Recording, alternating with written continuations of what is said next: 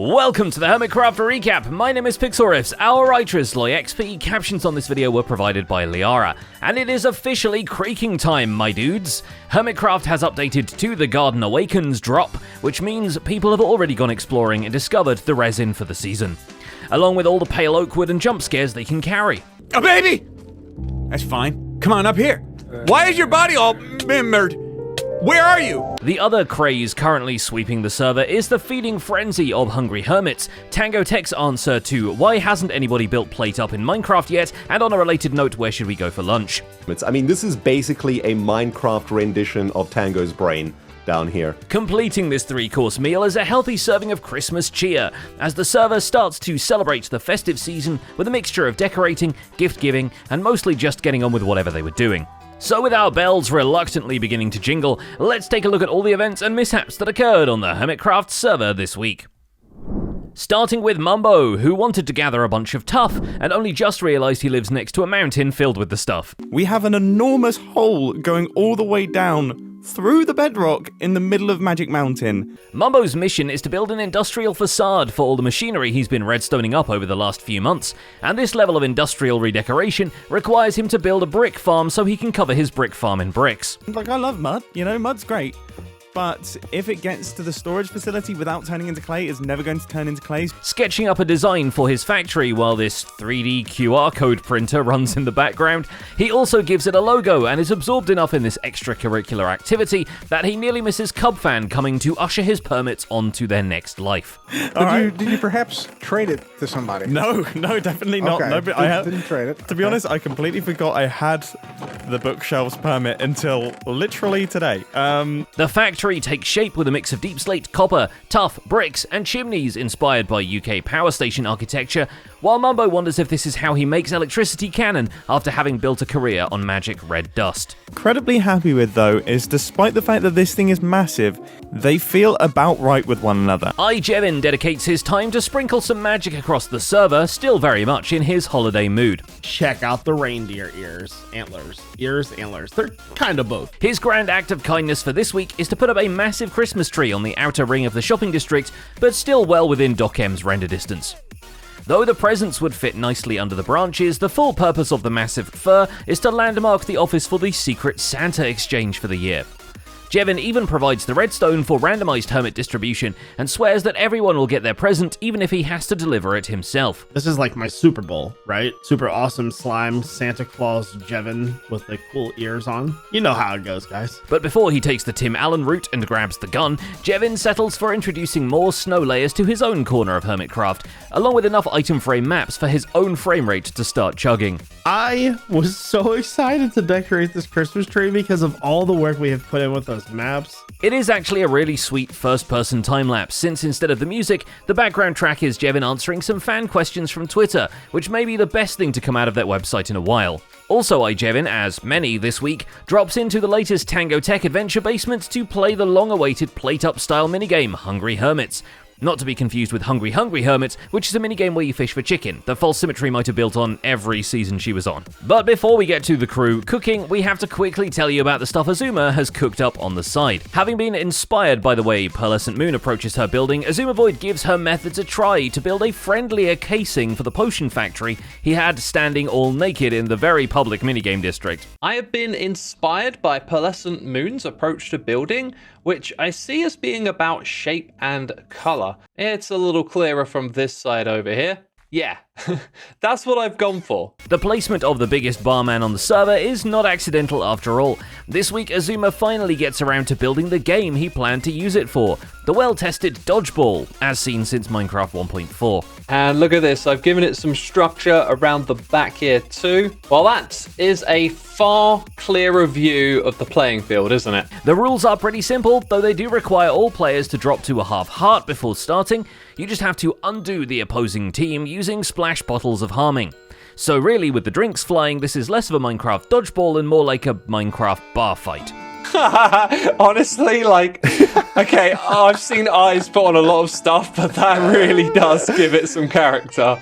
The consumable chaos continues at Hungry Hermits, where teams work together to serve an increasingly demanding series of customers in a work environment that's trying to kill them. So basically, it's almost as stressful as working in an actual restaurant. Well, that's actually I don't know something if that's you're a doing that problem, already. is I rebound the throw item to be across my keyboard so I would never accidentally hit it. So Put it to a foot pedal, Jay. yeah, that's clearly the solution, just stomp throw. I love it. Joe Hills stages under experienced chef Pearlescent Moon, who runs him through the ins and outs of the game, like, if you go in the freezer, you'll die if I don't let you out. The most important question is, of course, what they're going to call their diner. I mean, We got a Moonlit Hills as a suggestion. yeah, I mean, Moonlit Hills could be a graveyard, could be a restaurant. Either way, it sounds fantastic. The first round finds them struggling to deal with rats in the kitchen, and Pearl getting sent home for the day because she didn't set her spawn at work. But the pro strats of meal prep are in full swing for round 2, and some of the other hermits even provide some immersion by heckling them from the safety of the in-game chat. Craven for a beetroot. Oh, I think there's And beetroot already on there, I We think. joined the game just to come get it. False is here. Let's see what False wants. Oh, cooked water. chicken. So I need to go to the freezer. I don't Perfect. think we have chicken, do we? Though the clients soon earn their right to complain when they're the ones with the highest scores. Well, so is Pearl, actually. This is fine. We're good. This is lovely. As long as it's going good up the front, this is fine out the back here. Full Symmetry, for one, is the actual champion of the first season of the game, beating Ethos and Pearl's 149 by just 1, while also playing with Pearl, mind you. Yeah, that was so good. Now that's the screenshot. That's the screenshot right there. Well, Tango's changing it now, so Yes, and these scores probably won't be possible when I'm done. they're gonna be asterisks. And since their winning run ended up being the final one before the game is down for minor tweaks, their score remains the highest on that previous version of Hunger forever. Though Pearl is quick to find some vulnerability in the updated version as well, which brings her and Rendog the wild number of 255 points. He's gonna go nerf his game again. Yeah. Tango's just like playing Satisfaction. He's like, God damn Pearl and Ren, what do I He's do gonna now? hate when I play. Every time I play, he's like, gotta change this, gotta change that again. Which beautifully completes Rendog's own path from a rookie cook to a Michelin star chef. You can see his starting run in his video for the week and admire his growth by the end of it.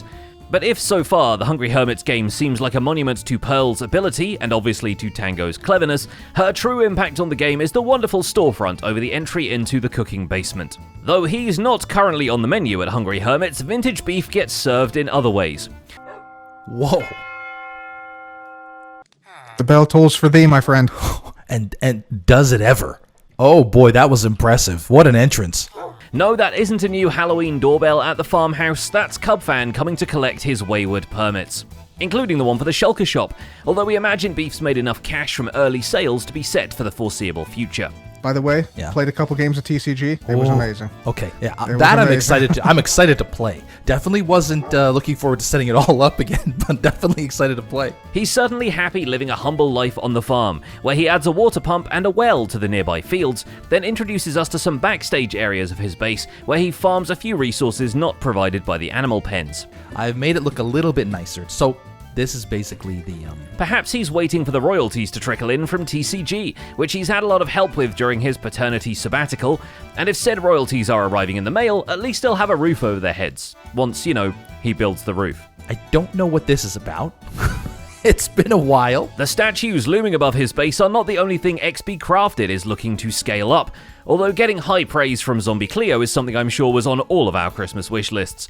I do love the fact that you've got the smoke coming off him. And Corrales was super happy that he was getting lasered in the face, so it all works out. Yeah, but Corrales is odd. So XB wants to expand his ocean monument out into the surrounding seabed, a development which starts with raised walkways leading out of the temple, decorated with copper bulbs instead of the default sea lanterns, and continues outside of the perimeter towers into submerged corridors with no current destination. As Subnautica bases go though, he'll have somewhere to dock the Cyclops in no time. It looks pretty dang good so far, because I was walking through here and I was like, why does this seem bigger? It should seem smaller because it's completely closed in. BOO also has an expansion planned because his storage is still tidied away into a mine below his starter house, and a custom storage cave is child's play for a guy who's building literal mountains in his backyard. The real trick is making it immersive though, and B-Dubs packs in innovative details like a trickle of water that'll help you convert concrete powder. Actually, can I just put it on top of No, I can't. He's naturally curious about new building materials once the Pale Garden biome arrives, although once he arrives at the Pale Garden, he quickly discovers he'll need to put his big boy pants on. Naturally, the pale moss carpet and hanging moss are the icing on the cake for his new storage room, and he even brings home a new dance partner. And okay, that's your attack animation. Love it, love it. And finally, there's Doc M, who prefers to dance with a bigger crowd. All right.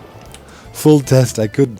Oh, okay, finally replay. Doc's visit to the Pale Garden only nets him a couple of creaking hearts, but he sets up a temporary resin farm to let him craft a lot more, and pretty soon he's using a Nembon design to spawn over 100 creaking, and use them to generate resin on a feed tape of pale oak logs. The resulting sap is flushed into storage and auto-crafted into blocks, because if it wasn't obvious, Doc is aiming to corner the permits for the new materials pretty quickly. Pale oak will make a fine addition to the products offered by the Big Wood Shop, but the floral clock is going to take a bit longer to dial in. And that's about it for this week's recap. Our writer is LoyXP, and my name is Pixel Riffs. Captions on this video were provided by Liara. Don't forget to leave a like while you're still here, and subscribe so you won't miss future recaps. Thanks for watching, and we'll see you next week.